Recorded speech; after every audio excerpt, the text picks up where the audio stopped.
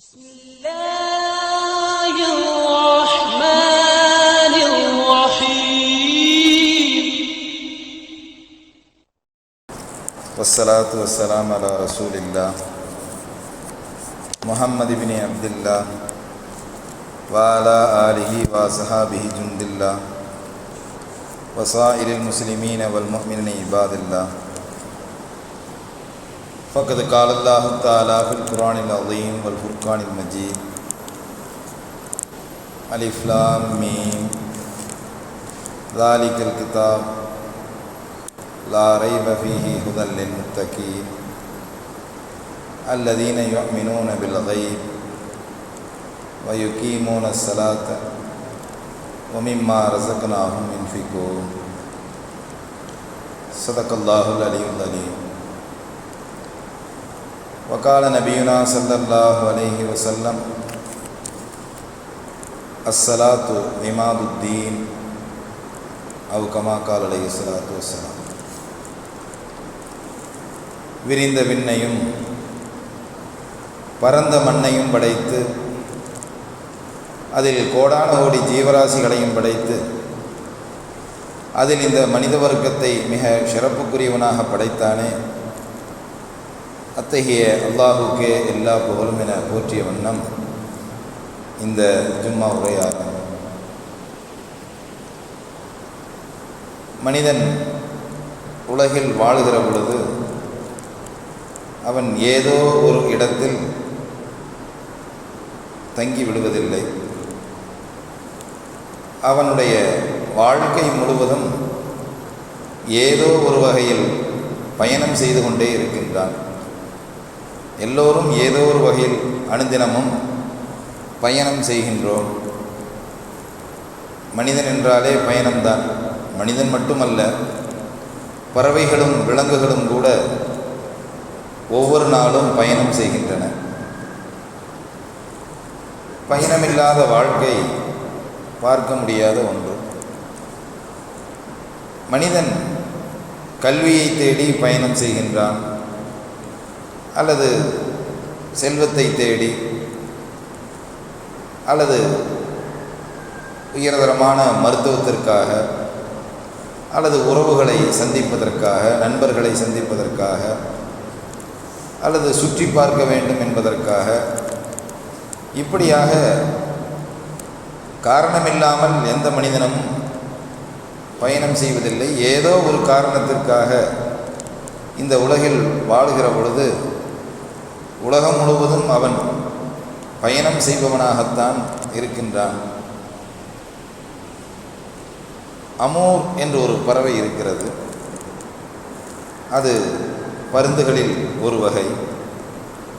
இந்த பறவை இந்திய தேசத்திற்கு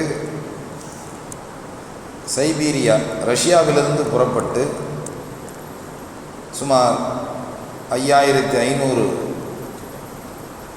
மைல்களை கடந்து இந்திய தேசம் மணிப்பூருக்கு வருகிறது. கொஞ்ச நாள் இங்கே தங்கிவிட்டு மீண்டும் பறந்து செல்லுகிறது. இதில் ஆச்சரியப்படுவதற்கு என்ன இருக்கிறது என்று நினைக்கலாம். பறவையியல் ஆய்வாளர்கள் சூப்பர் பேர்டு, இதுதான் மிகச்சிறந்த பறவை, ஒரு 150 கிராம் தான் இருக்கும், அவ்வளவுதான் அந்த பறவை. அது அங்கிருந்து புறப்பட்டு 5500 மைல்களை தாண்டி இந்திய தேசத்தில் உள்ள மணிப்பூருக்கு வருகிறது. மீண்டும் புறப்பட்டு சோமாலியா வழியாக ரஷ்யாவுக்கு செல்லுகிறது. சுமார் 5 நாட்கள் கடல் வழி பயணமாக கடலுக்கு மேலே இந்த பறவை பறந்து செல்லுகிறது. இடையில் அது இறங்குவதில்லை, எங்கும் தங்குவதில்லை என்பதுதான் ஆச்சரியம். 5 நாட்கள் தொடர்ந்து பறக்கிறது.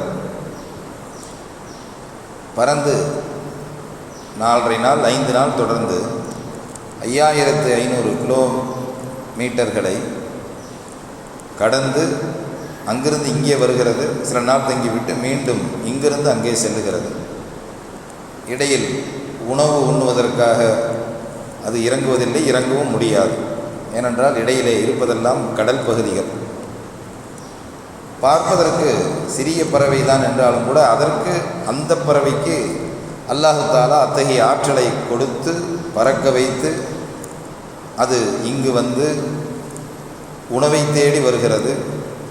அது சாப்பிடக்கூடிய உணவு பெரிய சத்து வாய்ந்த உணவுகள் அல்ல, ஆனாலும் அது சாப்பிடக்கூடிய உணவில் சத்து இருக்கிறது. இந்தியாவை நோக்கி வருகிறது, மணிப்பூரிலே அதற்கான உணவுகள் இருக்கிறது. அதை புரிந்து கொண்டு அங்கிருந்து இங்கே வருகிறது. அது சாப்பிடுவதெல்லாம் நம் ஊரில் பார்க்கக்கூடிய ஈசல்கள் தான், அதைத்தான் சாப்பிடுகிறது. ஒரு 5 நாட்களுக்கு தேவையான உணவுகளை சாப்பிட்டு புரதச்சத்துக்களை பெற்றுக்கொண்டு இடையில் நிற்காமல் தொடர்ந்து பறந்து சென்று சோமாலியாவுக்கும் ரஷ்யாவுக்கும் செல்கிறது. இது ஒரு ஆச்சரியமான விஷயம் என்று அமூர் பருந்துகளை பற்றி பறவையியல் வல்லுநர்கள் எழுதி வைத்திருக்கிறார்கள். நாம் கூட இணையதளத்தில் பார்த்து கொள்ளலாம். அப்படியானால் அல்லாஹுடைய ஆற்றல், அல்லாஹுடைய வல்லமை எப்படிப்பட்டது? சிறிய பறவை, அதற்கு அல்லாஹ் இத்தகைய ஆற்றல்களை 5 நாட்கள் இடையில் உணவில்லாமல், இடையில் ஓய்வெடுக்காமல் பறக்கும் சக்தியையும் ஆற்றலையும் அல்லாஹ் அதற்கு கொடுத்திருக்கிறான் என்று சொன்னால், இப்படியாக உலகில் எத்தனை வகையான விலங்குகள் இருக்கிறது, பறவைகள் இருக்கிறது, அவனுடைய ஆற்றல் தான் என்ன என்பதையெல்லாம் நாம் கண்டு பார்க்கிற பொழுது, யோசிக்கிற பொழுது பிரமிப்பாக இருக்கிறது. இப்படி ஒவ்வொன்றின் பயணத்திலும் ஒவ்வொரு பிரமிப்புகளும் ஆச்சரியங்களும் இருக்கத்தான் செய்கின்றன.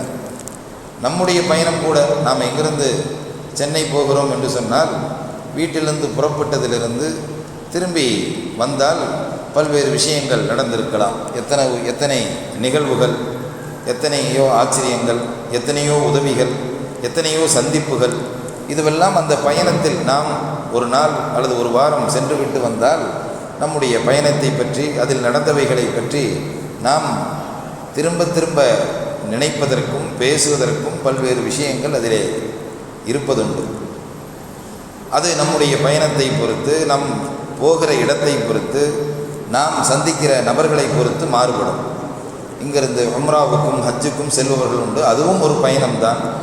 அந்த பயணத்தில் நாம் எவ்வளவு சந்திப்புகள், என்னென்ன அமல்கள், என்னென்ன இபாதத்துகள், என்னென்ன ஆச்சரியங்கள்.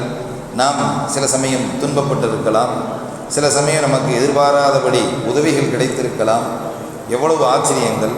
இதுவெல்லாம் ஒரு ஹாஜியாரை போய் வந்தவரை, உம்ராவுக்கு போய் வந்தவரை, உங்கள் பயணம் எப்படி இருந்தது என்று ஒரே ஒரு கேள்வியை கேட்டுவிட்டு அமர்ந்தால் அவர் பல்வேறு விஷயங்களை சொல்லுவார். இப்படியாக ஒரு மனிதனுடைய பயணத்தில் பல்வேறு மாற்றங்களும், பல்வேறு சூழ்நிலைகளும், பல்வேறு எதிர்பார்ப்புகளும், யதார்த்தங்களும், ஆச்சரியங்களும் நிறைந்திருப்பதுண்டு. இப்படியாகத்தான் ஒவ்வொரு மனிதனுடைய பயணமும் இருக்கிறது.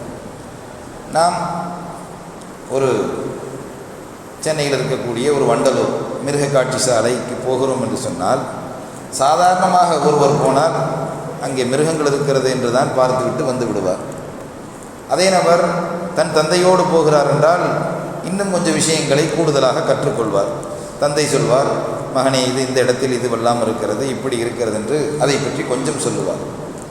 அதே சமயத்தில் விலங்கியலை படித்த ஒரு ஆசிரியரோடு ஒரு மாணவர் அந்த வண்டலூருக்கு போனார் என்று சொன்னால், அந்த ஆசிரியர் அந்த விலங்குகளை பற்றி, அதனுடைய வகைகளை பற்றி, அதனுடைய பூர்வீக நாடு எது, இது என்னவெல்லாம் சாப்பிடும், எதுவெல்லாம் சாப்பிடாது, இதனுடைய பயன்கள் என்ன என்றெல்லாம் அவர் இன்னும் அதிகமாக எடுத்துச் சொல்லுவார். ஆக நாம் எங்கே பயணம் செய்கிறோம், யாரோடு பயணம் செய்கிறோம், எதற்காக பயணம் செய்கிறோம் என்பதை பொறுத்து விஷயங்கள் மாறுபடுவதை நாம் உணர முடிகிறது. இப்படித்தான் நம்முடைய வாழ்க்கையில் அன்றாடம் ஒவ்வொரு நாளும் பயணங்கள் நடைபெற்று கொண்டே இருக்கின்றன என்பதில் எந்த சந்தேகம் இல்லை.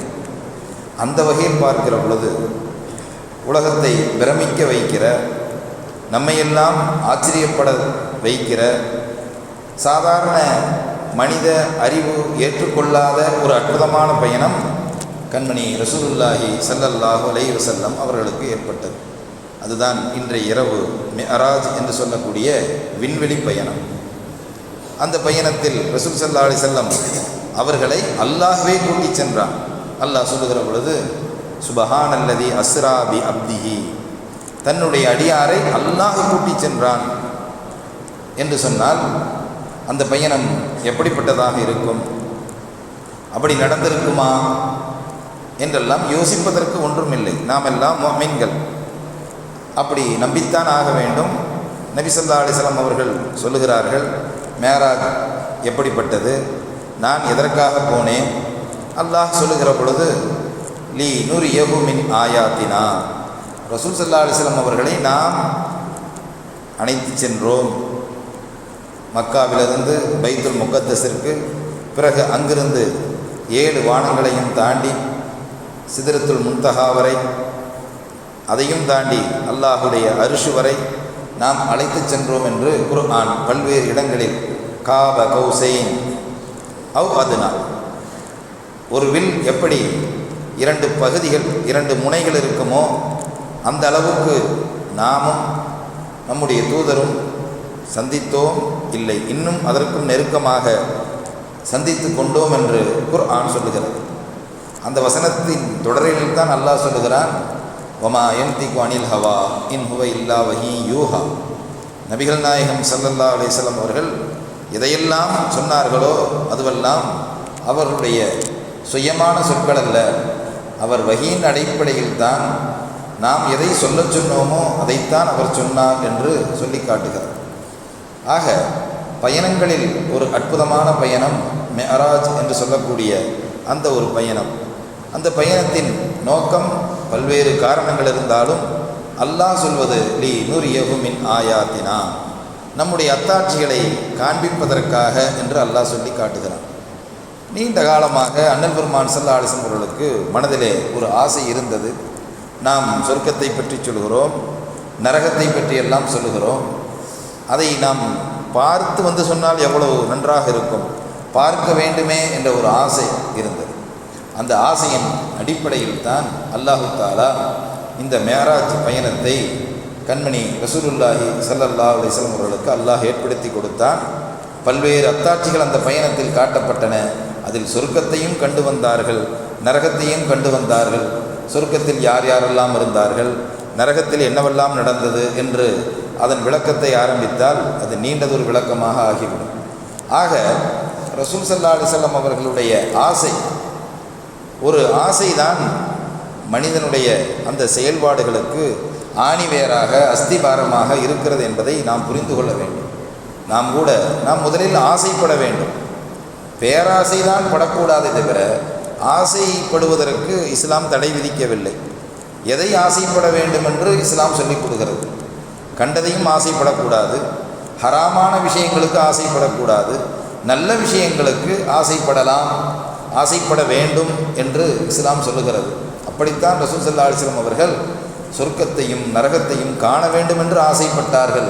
அந்த ஆசையின் வெளிப்பாடு தான் ரசூல் ஸல்லல்லாஹு அலைஹி வஸல்லம் அவர்களுக்கு 50வது வயதிலே ஏற்படுத்தி கொடுக்கப்பட்ட இந்த மிஅராஜ் என்ற பயணம். நாம் கூட காபாவை காண வேண்டும் என்று ஆசைப்பட வேண்டும், ஹஜ் செய்ய வேண்டும் என்று ஆசைப்பட வேண்டும், குர்ஆனை இன்னும் நன்கு அழகாக ஓத வேண்டும் என்று ஆசைப்பட வேண்டும், நாம் தொழுகின்ற தொழுகைகளை சரியாக முறையாக ஓதி தொழ வேண்டும் என்றெல்லாம் ஆசைப்படுகிற பொழுதுதான் நம்முடைய வாழ்க்கை சீரும் சிறப்புமாக இருக்கிறது.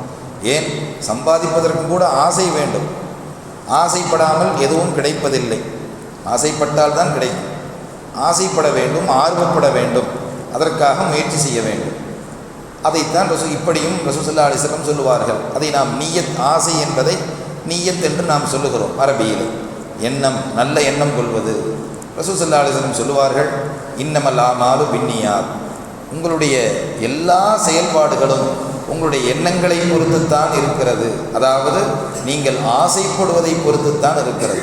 ஆசைப்பட்டால் கிடைக்கும், இல்லாவிட்டால் கிடைக்காது. ஆக நாம் சம்பாதிப்பதாக இருந்தாலும், தொழுவதாக இருந்தாலும், நாம் இன்னவர இபாதத்துகள் செய்வதாக இருந்தாலும், எதுவாக இருந்தாலும் முதலில் நம்முடைய உள்ளத்தில் ஒரு ஆசை என்ற அந்த ஆர்வம், ஆசை என்ற அந்த நீயத், எண்ணம் வந்தால்தான் எதையும் செய்ய முடியும். அப்படித்தான் ரசூல் ஸல்லல்லாஹு அலைஹி வஸல்லம் ஆசைப்பட்டார்கள். நாம் சொர்க்கத்தை காண வேண்டும், நரகத்தை காண வேண்டும் என்று நினைத்து கொண்டிருந்தார்கள். அதன் வெளிப்பாடு தான் மேராஜ் என்ற அந்த பயணம். இது சாத்தியமா என்றெல்லாம் யோசிப்பதற்கு எதுவும் இல்லை. ஏனென்றால் சில விஷயங்களை நாம் நம்பித்தான் ஆக வேண்டும். குர்ஆனுடைய தொடக்கமும் அதைத்தான் சொல்கிறது. நாம் குர்ஆனை திறந்தவுடனே சூரத்து பக்ரா இருக்கிறது. அதன் தொடக்கம் அலிஃப் லாம் மீம் தாலிகல் கிதாப், இது இறைவனின் திருவேதம், லா ரைப ஃபீஹி, இதில் எந்த சந்தேகமும் இல்லை என்று அல்லாஹ் சொல்லுகிறான். லா ரைப ஃபீஹி, இதில் கொஞ்சமும் சந்தேகம் இல்லை. ஹுதன் லில் முத்தகீன், யார் இறைவனை அஞ்சி வாழ்கிறார்களோ அவர்களுக்கு இந்த குர்ஆன் நேர்வழி காட்டும் என்று, இறையச்சம் உங்கள் உள்ளத்தில் இருக்க வேண்டும், இறை பக்தியோடு நீங்கள் இந்த குர்ஆனை அணுக வேண்டும் என்று சொல்லிவிட்டு அந்த முத்தகீன்கள் யார் என்பதை அல்லாஹ் அடுத்து சொல்லுகின்றான். அந்த இறை முத்தகீன்கள் எப்படிப்பட்டவர்கள் என்றால், அல்லதீன யுமினூன பில் கைப், மறைவான விஷயங்களை, நம்முடைய ஐம்புலனால் பார்க்க முடியாத விஷயங்களை, ஆறறிவால் விளங்க முடியாத விஷயங்களை கொண்டு அவர்கள் ஈமான் கொள்வார்கள். யுமினூன பில் கைப், அவர்கள்தான் முத்தகீன்கள். இறையச்சம் உடையவர்கள் என்றால் இறைவனை பயந்து வாழ்வர்கள் என்று மட்டும் அதற்கு பொருள் அல்ல. அவர்கள் எப்படிப்பட்டவர்கள் என்பதை குர்ஆன் அழுத்தமாக தெளிவாக சொல்லுகிறது. முதலில் அவர்கள் செய்வது யுமினூன பில் கைப், மறைவான விஷயங்களை அவர்கள் ஈமான் கொள்வார்கள். முதலிலே இந்த குர்ஆனை எடுத்துக்கொள்ளுங்கள். இதுவே நாம் வஹி என்று சொல்லுகிறோம், அல்லாஹ் அருளினான் என்று சொல்லுகிறோம். வஹி யார் பார்த்தது, யார் கொண்டு வந்தது? ஜிப்ரீல் அலைஹிஸ்ஸலாம் அவர்களை நாம் பார்த்ததில்லை, சஹாபாக்கள் பார்த்திருக்கிறார்கள் ஒரு சிலர்கள். அது வஹியாக வந்தது, வஹி என்று ரசூல் ஸல்லல்லாஹு அலைஹி வஸல்லம் சொன்னார்கள். அதை நாம் ஈமான் கொண்டோம். அப்படித்தான் நாம் ஈமான் கொள்ளவும் வேண்டும். சில விஷயங்கள் நமக்கு ஐம்புலனுக்கு தெரியவில்லை என்பதற்காக ஈமான் கொள்ளாமல் இருக்க முடியாது. மலக்குமார்கள் இருப்பதாக ரசூல் ஸல்லல்லாஹு அலைஹி வஸல்லம் சொன்னார்கள். பத்ர் போரிலே மலக்குமார்கள் கலந்து கொண்டார்கள், உஹது போரிலே மலக்குமார்கள் கலந்து கொண்டார்கள் என்றெல்லாம் ரசூல் ஸல்லல்லாஹு அலைஹி வஸல்லம் சொல்லி இருக்கிறார்கள். மலக்குமார்களை நாம் பார்த்ததில்லை, சஹாபாக்கள் பார்த்ததுண்டு. ஆக நாம் நம்ப வேண்டும், நம்புகிறோம். ஏன், நம்மை வழிகெடுக்கக்கூடிய அன்றாடம் வழிகெடுத்து கொண்டிருக்கின்றானே, நம்மை தொலை விடாமல், குர்ஆன் ஓத விடாமல், நோன்பு வைக்க விடாமல், நல்ல பல விஷயங்களை கேட்க விடாமல், குர்ஆனை ஓத விடாமல் தடுத்து கொண்டிருக்கக்கூடிய ஷைத்தான் இருக்கிறான் என்று நாம் நம்புகிறோம், நம்ப வேண்டும், இருக்கத்தான் செய்கிறான். ஆனால் ஷைத்தானை நாம் பார்த்ததில்லை. அல்லாஹ், நீங்கள் குர்ஆனை ஓதுவதாக இருந்தால் ஷைத்தானிடமிருந்து பாதுகாவல் தேடுங்கள் என்று குர்ஆன் சொல்லுகிறது.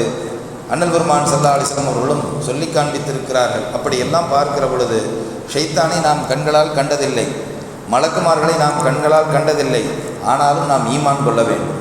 இப்படி ஏராள விஷயங்கள் இருக்கிறது. சொர்க்கம் இருக்கிறது, நரகம் இருக்கிறது, இன்னும் பல கபருடைய வேதனை இருக்கிறது.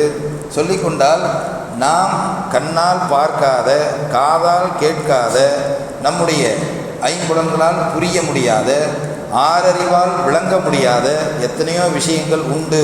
அவைகளையெல்லாம் நாம் ஈமான் கொள்ளத்தான் வேண்டும். யுமினூன பில் கைப், அந்த இறையச்சமுடையவர்கள் எப்படிப்பட்டவர்கள் என்றால், மறைவான விஷயங்களை, கண்ணுக்கும் அறிவுக்கும் காதுக்கும் நம்முடைய கல்வுக்கும் தெரியாத விஷயங்களை ஈமான் கொள்வார்கள். இஸ்லாம் என்றாலே முதலிலே தெரிந்ததை ஈமான் கொள்வதல்ல, தெரியாததை, புரிய முடியாததை ஈமான் கொள்வதுதான் ஒரு முஃமினுக்கு, முத்தகீன்களுக்கு அழகு என்பதை குர்ஆன் அழுத்தமாக எடுத்தவுடனே சொல்லிவிடுகிறது. இறையச்சமுடையவர்கள் யார் என்றால், அல்லதீன யுமினூன பில் கைப், மறைவான விஷயங்களை கொண்டு அவர்கள் ஈமான் கொள்வார்கள். மேராஜும் அப்படித்தான். ரசூல் ஸல்லல்லாஹு அலைஹி வஸல்லம் அவர்கள் மேராஜ் போனார்கள். ஒரே இரவிலே இறைவனை சந்தித்து வந்தார்கள். பைத்துல் முகத்தஸுக்கு போனார்கள் என்பதெல்லாம் 2 மாத தொலை தூரம் நடந்து போனால், மக்காவிலிருந்து நடந்தால் 2 மாதங்களாகும் பைத்துல் முகத்தஸ் பலஸ்தீனுக்கு போவதற்கு. அதை ஒரே இரவில் குறைந்த நேரத்தில் அவர்கள் தரைவழி பயணமாக, அதற்கு இஸ்ரா என்று பெயர், அங்கிருந்து பைத்துல் முகத்தஸிலிருந்து 7 வானம் தாண்டி சிதறத்துல் முன்தஹாவை, அங்கேயும் ஒரு மஸ்ஜித் இருக்கிறது, பைத்துல் மஅமூர் என்று, அந்த மஸ்ஜித் மலக்குமார்களுக்கான மஸ்ஜித், அதையும் தாண்டி அர்ஷுக்கு, அங்கு வரை போய் வந்தார்கள் ரசூல் ஸல்லல்லாஹு அலைஹி வஸல்லம் என்று குர்ஆன் நமக்கு சொல்லுகிறது, வரலாறும் சொல்லுகிறது. நம்முடைய அறிவுக்கு இது புலப்படாமல் இருக்கலாம், எந்த வசதியும் இல்லாமல் எப்படி போக முடியும்? அல்லாஹ் நாடினால் எதுவும் முடியும் என்பதைத்தான் நாம் புரிந்து கொள்ள வேண்டும். இது ஈமானுடைய விஷயம், ஈமான் கொள்ள வேண்டும். மேராஜ் என்பது முதலிலேயே நம்முடைய ஈமானுக்கு சோதனை. நம்முடைய ஈமான் எப்படிப்பட்டது என்பதை பரிசோதிப்பதற்கு ஒரு சோதனையாகத்தான் இருக்கிறது. அண்ணல் பெருமான் ஸல்லல்லாஹு அலைஹி வஸல்லம் அவர்கள் 50வது வயதில் தான் மேராஜுக்கு போனார்கள். அவர்களுக்கு 40வது வயதிலே நபிப்பட்டம் கொடுக்கப்பட்டது. 10 வருட காலம் அவர்களுக்கு எந்த இபாதத்தும் இல்லை. லா இலாஹ இல்லல்லாஹ் முஹம்மது ரசூல் என்ற திருக்கலிமாவைத்தான் சொல்லச் சொன்னார்கள். இதுதான் அவர்களுக்கு கொடுக்கப்பட்ட விஷயம். இதைத்தான் சொல்லிக் கொண்டிருந்தார்கள். அதற்கு அந்த 10 ஆண்டுகளில் தொழுகை, நோன்பு, ஜக்காத், ஹஜ் அப்படி எதுவுமே இல்லை. முதலாக கொடுக்கப்பட்டது கலிமா மட்டும்தான். 10 ஆண்டுகள் கலிமாவை மட்டும்தான் சொல்லிக் கொண்டிருந்தார்கள். காரணம், அந்த மக்கத்து மக்களிடம் அவர்களிடத்தில் அல்லாஹ் என்ற அந்த சொல், அவனுடைய வழிபாடு விஷயங்கள் அதுவெல்லாம் அவருடைய மனதில் ஆழ பதியாமல் இருந்தது. ஏகத்துவ கொள்கை அவருடைய உள்ளத்தில் இல்லாமல் இருந்தது. அதை அவருடைய உள்ளத்தில் முதலாக அல்லாஹ் ஒருவன்தான், அவன்தான் நம்மை கண்காணிக்கின்றான், அவன்தான் நமக்கு உணவளிப்பவன், நம்மை வாழ வைப்பவனும் அவன்தான், அவன் எப்படிப்பட்டவன், அவனுடைய தன்மைகள் என்ன என்பதையெல்லாம் புரிய வைப்பதற்காக 10 ஆண்டு காலம் ரசூல் ஸல்லல்லாஹு அலைஹி வஸல்லம் அவர்கள் இறைவன் ஒருவன்தான் என்ற கொள்கையைத்தான் போதித்து கொண்டிருந்தார்கள். பிறகுதான் மேராஜுக்கு போய் வந்ததற்கு பிறகு ரசூல் ஸல்லல்லாஹு அலைஹி வஸல்லம் அவர்களுக்கு மேராஜில் வைத்துத்தான் எல்லா அமல்களும் உலகத்தில் வைத்து வஹியின் மூலமாக கடமையாக்கப்பட்டது. நோன்பு, ஜக்காத்து, ஹஜ் எல்லாம் உலகில் வைத்துத்தான் கொடுக்கப்பட்டது.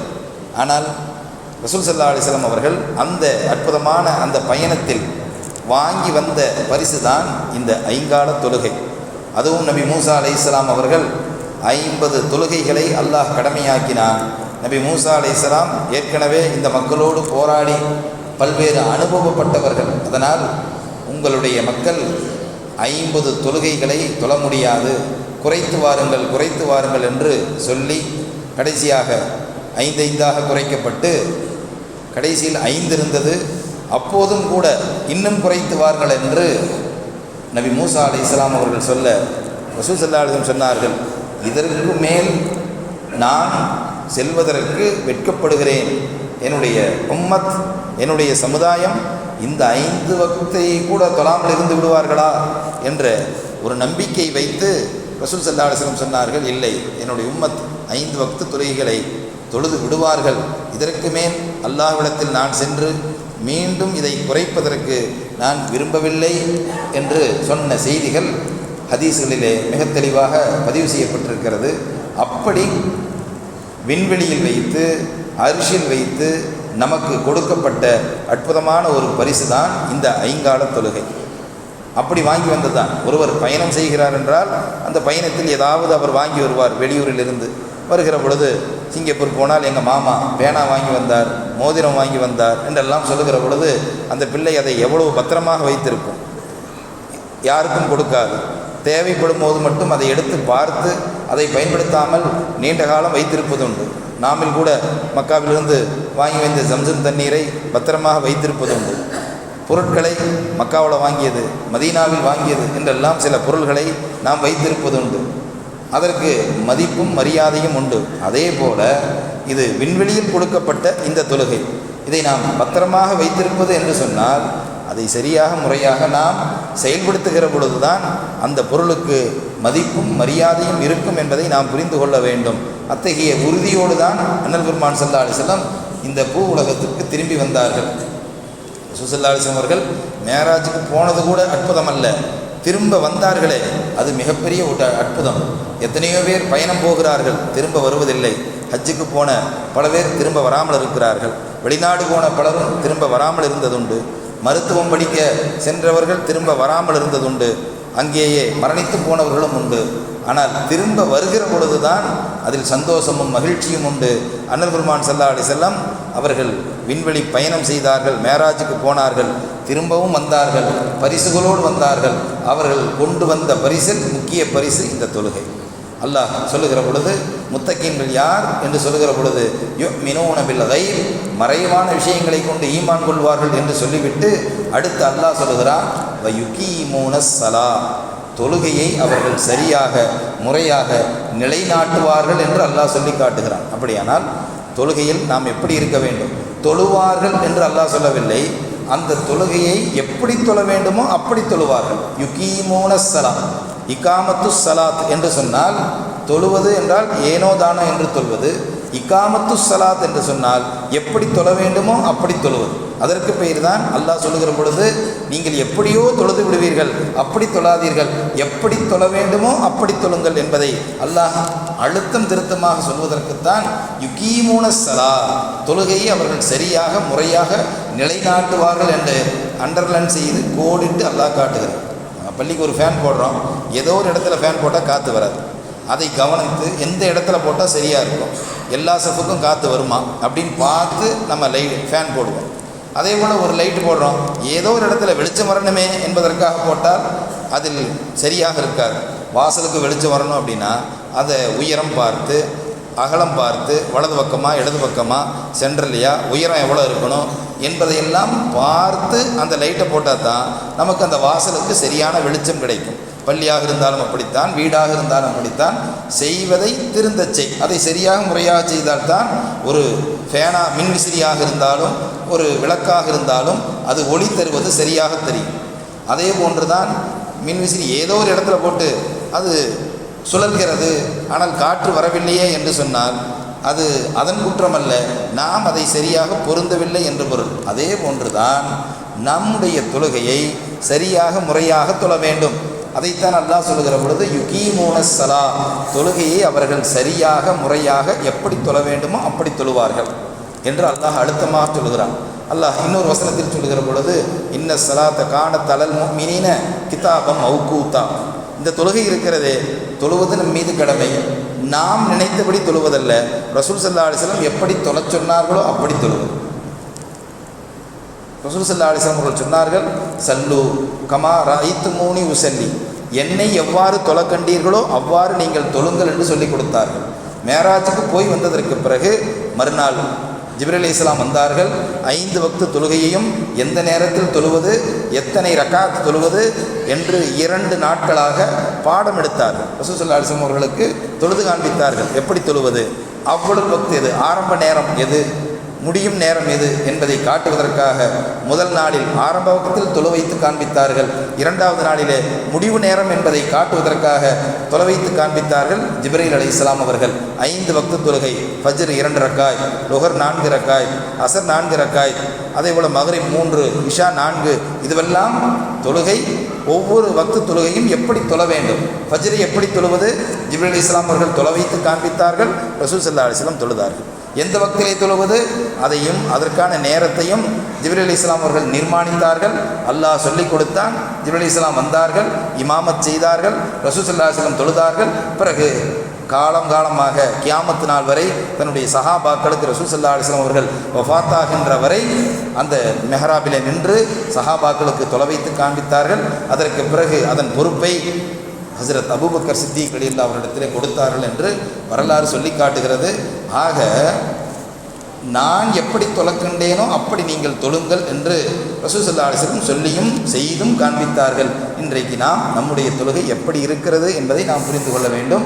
இதையெல்லாம் உணர்த்தும் விதமாகத்தான் மேராஜுக்கு போய் வந்த ரசூல் தொழுகையை வாங்கி வந்தார்கள். அதை எப்படி தொழ வேண்டும் என்பதையும் நமக்கு அழகாக நமக்கு சொல்லிக் கொடுத்தார்கள். அதை அழுத்தமாக அல்லாஹ் சொல்லுகிற பொழுது யுகீமூன ஸலாத், அவர்கள் தொழுகையை சரியாக முறையாக உரிய நேரத்தில் எப்படி தொழ வேண்டுமோ, எப்படி ருக்கு செய்ய வேண்டுமோ, எப்படி சஜிதா செய்ய வேண்டுமோ, என்ன ஓத வேண்டுமோ அதையெல்லாம் ஓதி சரியாக நிறுத்தி நிதானமாக தொழ வேண்டும் என்பதை அந்த ஒற்றை வசனத்தில் நமக்கு சொல்லி காட்டப்பட்டிருக்கிறது.